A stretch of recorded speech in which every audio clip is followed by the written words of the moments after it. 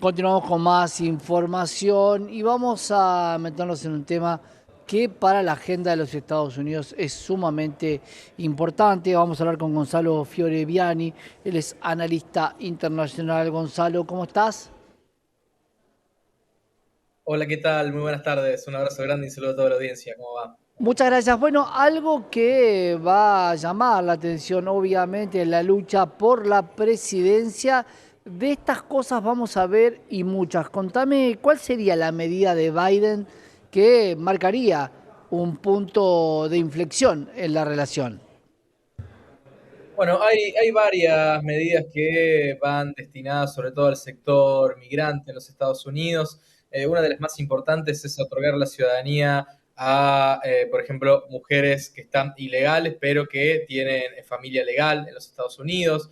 Esa es una de las más polémicas, porque justamente por la oposición del Partido Republicano y sobre todo del trumpismo. No es casual que este tipo de medidas se estén dando en un año electoral, ¿no? Como es este año, una recta final de cara a las elecciones del próximo noviembre, y se suma a toda una serie de conflictos y de cuestiones que se vienen produciendo en esta campaña, que por un lado la inmigración es un tema central y por el otro lado también lo es, por ejemplo, la política exterior, todo lo que está pasando en Israel y Palestina, con los conflictos que tuvimos recientemente en los campus en Estados Unidos, así como también la cuestión del apoyo a Ucrania en la guerra con Rusia, el apoyo a la OTAN y los problemas judiciales de Donald Trump, a su vez, ¿no? Y además las cuestiones o supuestas cuestiones de salud mental por su vejez de Biden, ¿no? Entonces, tenemos acá un combo de situaciones y de cuestiones que se viene produciendo, que hay que ver efectivamente a quién le termina dando ganador. Hoy,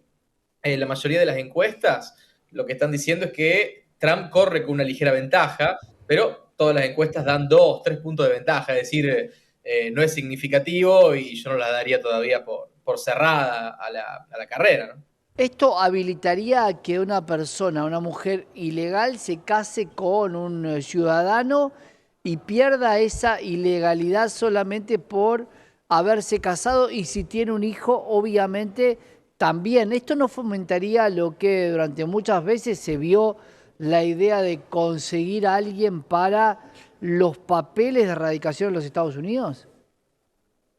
Sí, absolutamente. Bueno, es correcto tal cual lo describís vos. Y respecto de esta situación, si lo fomentaría o no, bueno, esas son las críticas, por lo menos, de la oposición, del trumpismo, del Partido Republicano, inclusive algunas críticas dentro del mismo Partido Demócrata, sobre todo de demócratas de estados del sur, de los que se ven más afectados en principio por la inmigración, porque están más cercanos a la frontera con México, ¿no? Por la inmigración ilegal. Entonces, esas son las críticas, por lo menos. Habría que ver, y la verdad no tengo estudios o estadísticas en la mano como para ver si efectivamente esto es así, pero bueno, el sentido común en principio te indicaría que sí, que puede llegar a prestarse para situaciones de este tipo.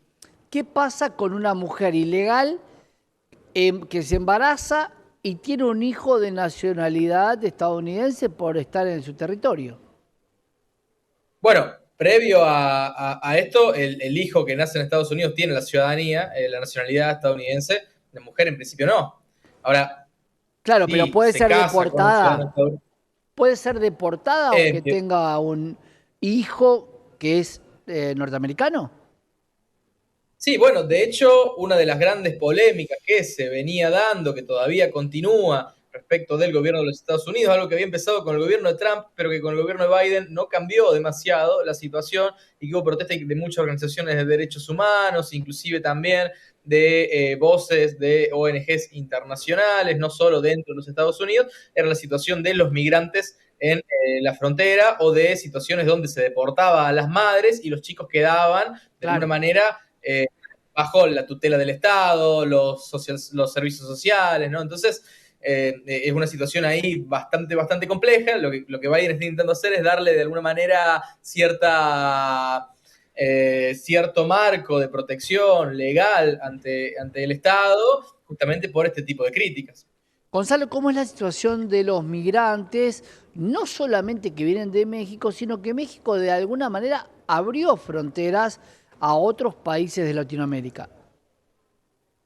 Sí, lo que sucede también hay que aclarar a la gente quizás que no esté muy embebida del tema, que el grueso de los migrantes no son efectivamente mexicanos, sino que pasan a través de México y que son de otros países, ¿no? En general de países de Centroamérica, caso de El Salvador, Guatemala, Honduras, etcétera, ¿no? Países que, a su vez, sus propias economías dependen altamente de las remesas que envían los inmigrantes que están en los Estados Unidos, ¿no? Caso, por ejemplo, de Honduras, Guatemala, El Salvador, el tipo de países que tienen tasas de violencia muy altas, que tienen tasas de pobreza realmente muy altas y varias complejidades de situación social ahí que hace que los ciudadanos se vean forzados de alguna manera Claro. a emigrar, ¿no? ¿Cuál es Entonces, la utilización política, Gonzalo, que está haciendo Trump, entendiendo que Trump era quien había iniciado la idea de un muro para controlar la migración de México? sí, claro. Entonces, eso es lo que te decía, que Trump en su momento había tenido inclusive algunas medidas conjuntas y algunas charlas conjuntas con López Obrador para intentar evitar esto, para evitar que México sea el paso para estos países. De hecho, Trump y López Obrador se llevan muy bien. Hay que ver ahora qué pasa en un eventual segundo gobierno de Trump, si es que vuelve, como indican la mayoría de las encuestas, y se termina concretando su regreso a la Casa Blanca. Hay que ver primero qué pasa con el muro. Segundo, ¿qué pasa con su relación con la nueva presidenta electa mexicana, con Claudia Sheinbaum? Que si bien es del partido de López Obrador, bueno, es otra persona y tiene otra impronta, ¿no? Porque la relación de Trump y AMLO era bastante cercana en términos personales, inclusive parece que había ahí una relación de admiración mutua o de por lo menos de cierta camaradería. Entonces hay que ver ahora qué pasa en ese caso y si efectivamente México va a tomar medidas en conjunto con los Estados Unidos para evitar esta situación y si termina de construirse la frontera y se refuerzan los controles fronterizos o no. Estados Unidos tiene diferenciación respecto desde dónde proviene el migrante o no, digo, porque posiblemente si el migrante es mexicano tenga convenios de libre comercio entre México, Estados Unidos y Canadá y no quiera dañar las relaciones entre ambos países, pero posiblemente con otros países más lejanos no tenga el mismo criterio. ¿Hay disparidad de criterios? ¿Depende de la nacionalidad? Sí, eso está claro que es así. De todas maneras, más allá de los tratados de libre comercio, también hay una situación ahí bastante dura respecto de los migrantes mexicanos, que como te decía, no son mayoría dentro de los que cruzan en la frontera, en El Paso, por ejemplo, en Texas, pero sí los hay.